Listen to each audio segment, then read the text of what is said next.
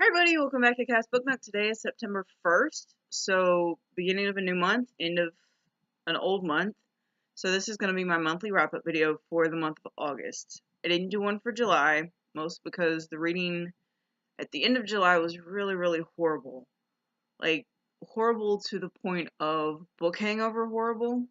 So if you don't know what a book hangover is, it's a moment where you finish a book, but it feels like you're recovering from a hangover finishing it because you can't read anything else. Find yourself in a reading slump. You find yourself angry over the book and how it made you react. And there's a couple other symptoms of a book hangover. I think curling up in a ball and just wanting to.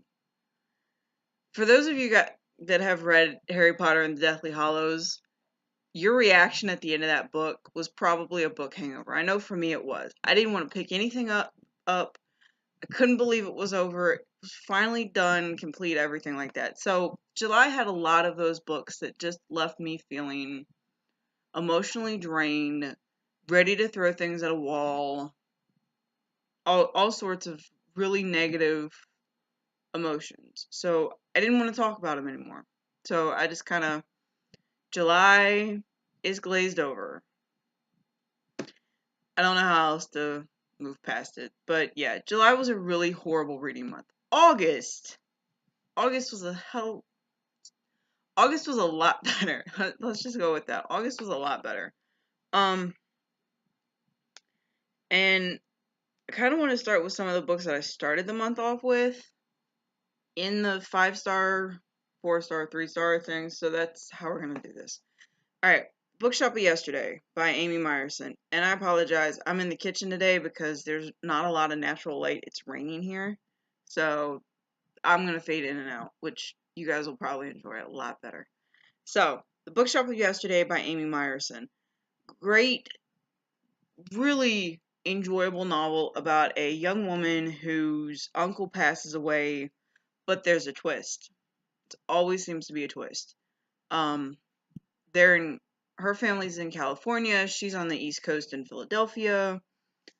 A lot of different characters come into play in this one, and she gets sent on a scavenger hunt because that's what her uncle used to do.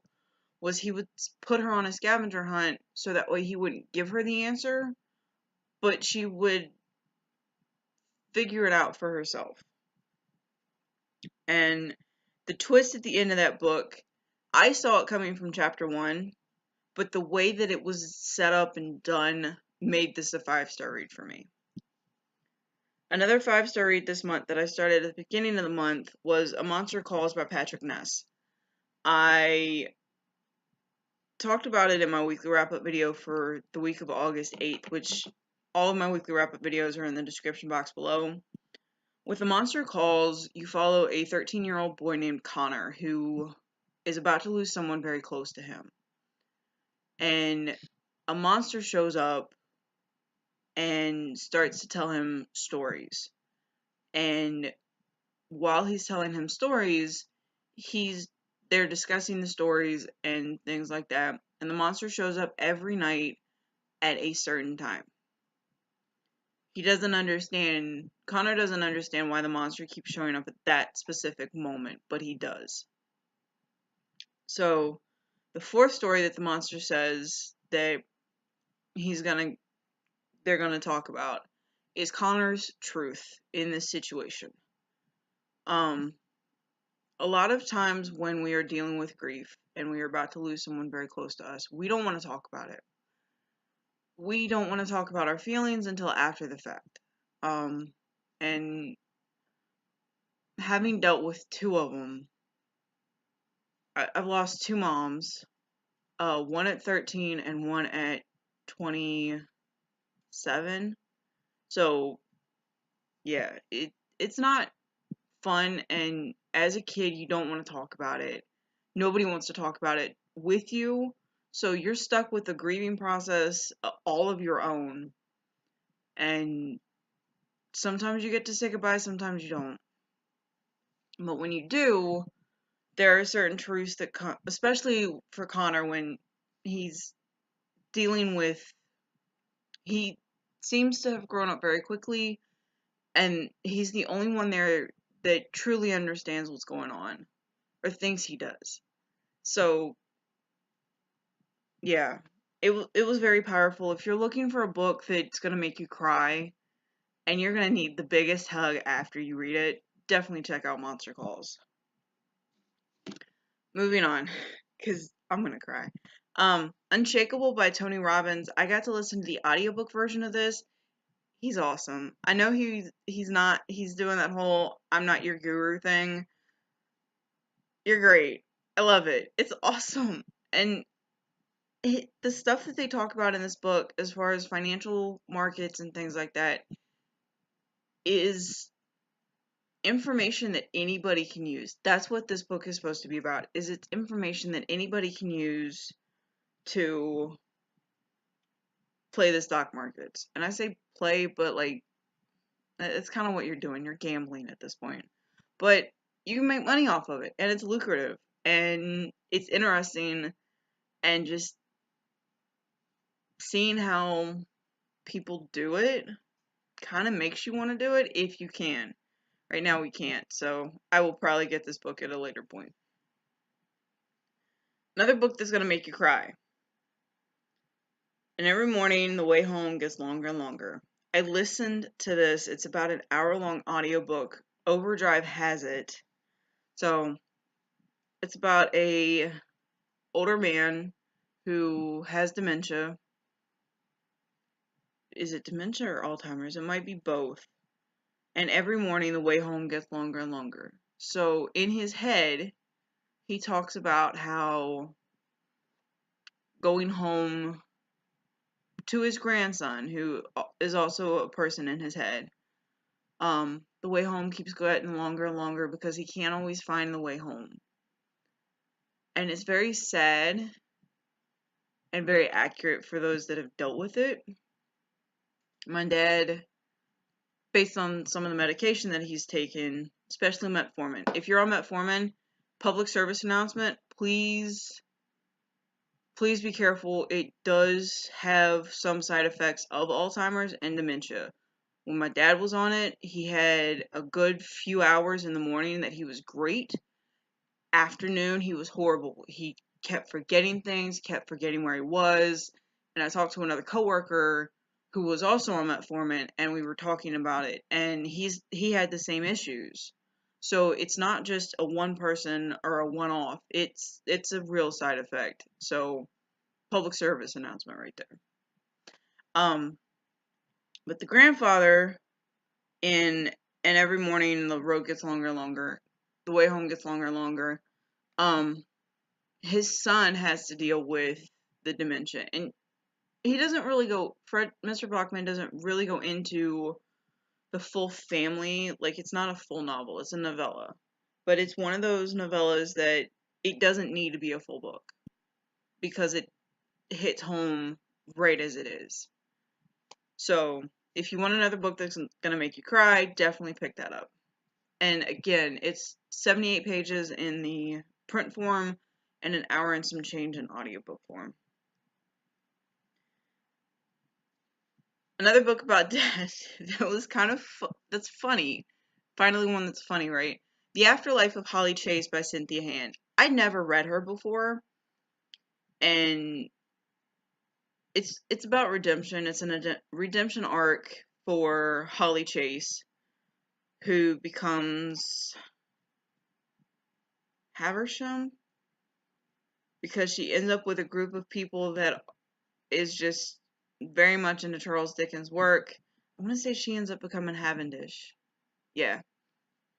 But really good read. Really funny. I thought this was great.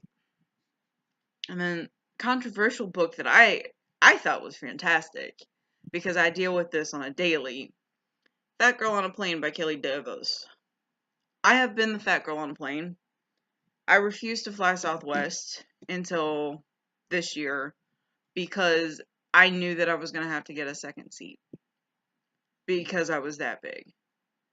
And the way Cookie is described in this book, the first chapter opens up on a plus-size young lady who is being told that she's going to have to buy a second seat. And it's embarrassing. And I know several people are probably, if you see this, are probably going to get on here and be like, well, being fat is your choice. No. There's a lot more to being fat than just it's a choice. So she talks about it in Fat Girl on a Plane. No, it's not the most positive book there is, but I like it better than The Upside of Unrequited. She has a personality. Yes, she does the whole victim thing with the whole, I live in a world that's fat, or I live in a world that fat shaming is a known factor and nobody addresses it. And I live in a world where I'm trying to be a fashion forward individual and I still get overrun by the slender, beautiful people because the slender, beautiful people have it all.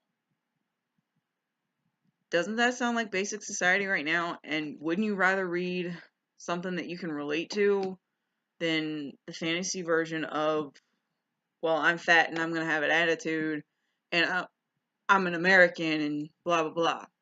I would rather read Fat Girl on a Plane than the other ones. So I thought it was great. 4-star books. 4-star reads this month. A lot of Patricia Breaks. So started off with Renegades by Marissa Meyer. I've already talked about this in my weekly wrap-up video.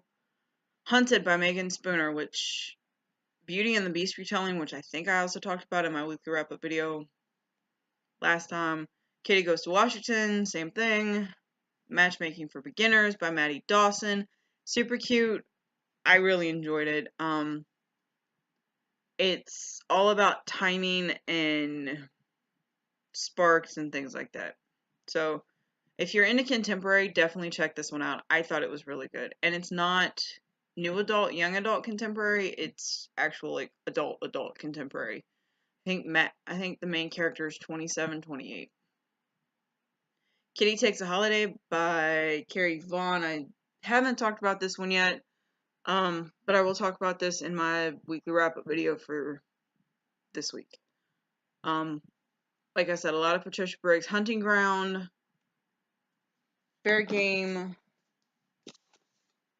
Dead Heat, and Burn Bright. So, Hunting Ground, Fair Game, and Burn Bright I did all through audiobook.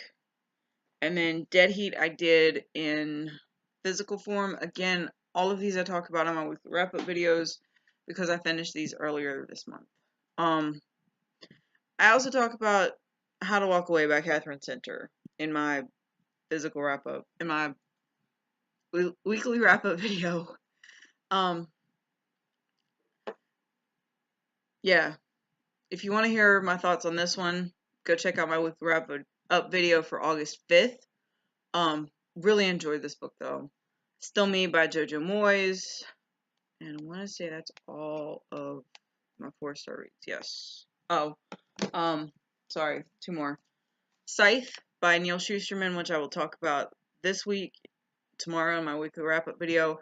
Really, I had no problem with this book. I enjoyed the way that Mr. Shusterman took these 2 individuals, a male and a female, and 16, 17, they're 16 when they start, they're 17 when this book ends, and they're 18 in Thunderhead, which I'm currently reading. With this one, the way that they get picked, and then the way that their mentor creates a situation where both of them end up in on opposite ends of the spectrum for scythes is just, it's heartbreaking, but it plays out really, really well. And in Thunderhead, you get to see the wrap up. Well, not the full wrap up, but you get to see the other side of the coin. So I enjoyed this book. I would highly recommend this to young adults, especially when you're talking about not necessarily good versus evil, but humanity in the terms that not everybody is good and not everybody is evil. And it's up to you to figure out which way you're going to be. Last 4-star read was The Girl Who Kicked the Hornet's Nest by Stieg Larsson.